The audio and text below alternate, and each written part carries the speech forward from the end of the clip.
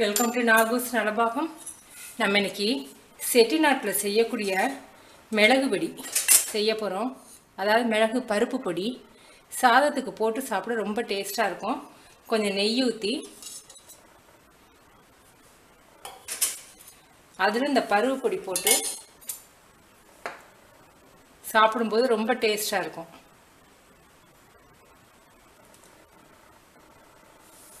இந்த மாதிரி யாருமே செய்ய மாட்டாங்க, செட்டிநாட்டை தவிர வேறு யாரும் செய்ய மாட்டாங்க.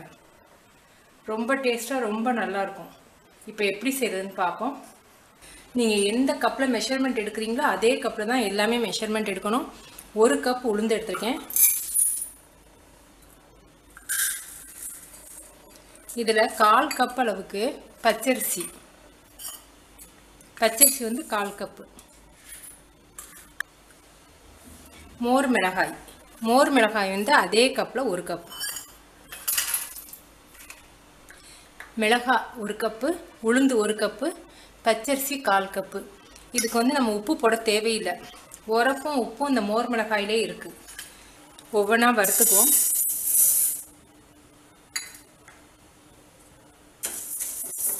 அரிசியோட கலர் மாதிரி கொஞ்சம் பெரிய சைஸில் வந்துருச்சு பாருங்கள், பொரிஞ்சிருச்சு. இப்போ நம்ம அடுத்து உளுந்தை வறுத்துக்குவோம்.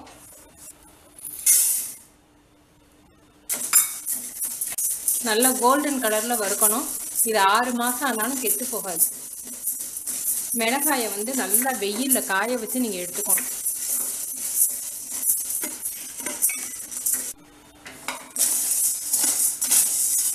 உளுந்தோட கலர் மாறிடுச்சு, போதும், அமர்த்திடலாம்.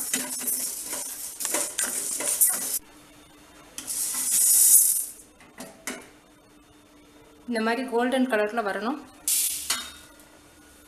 அடுப்பு அமர்த்திட்டோம். இப்போ இந்த கடாய் வந்து சூடாக இருக்குது. இந்த கடாயில் நான் அந்த மிளகாயை சும்மா போட்டு கொஞ்சம் நேரம் வறுத்து எடுத்துக்கலாம். நான் வெயிலில் நல்லா காய வச்சுட்டேன்.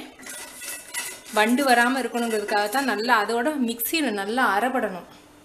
அதனால நல்லா வந்து வறுத்துட்டு, அதாவது வெறுங்கடாயில் அடுப்பு பற்ற வைக்காமல் இந்த சூட்டுக்கு வறுத்தா போதும். வெயிலில் காய வச்சு எடுத்து இதில் கொஞ்சம் நேரம் சூட்டுக்கு மிக்சியில் நல்லா அரைப்படணுங்கிறதுக்காக. இப்போ இந்த மிளகாயை இப்படி தொட்டு பார்த்தீங்கன்னா சூடாக இருக்கும். இந்த சூடு இருந்தால் போதும். இப்போ இதையும் வந்து சேர்த்து அரைச்சிடலாம்.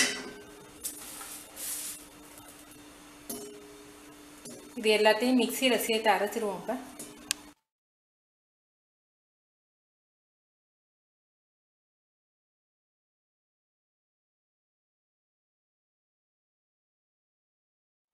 உங்களுக்கு கொரன்னு பிடிக்கும்னா நீங்கள் கொரன்னு வச்சுக்கலாம். எனக்கு கொஞ்சம் நைஸாக இருந்தால் நல்லா இருக்கும்னு தோணுது, அதனால் கொஞ்சம் சளிச்சுக்கிறேன்.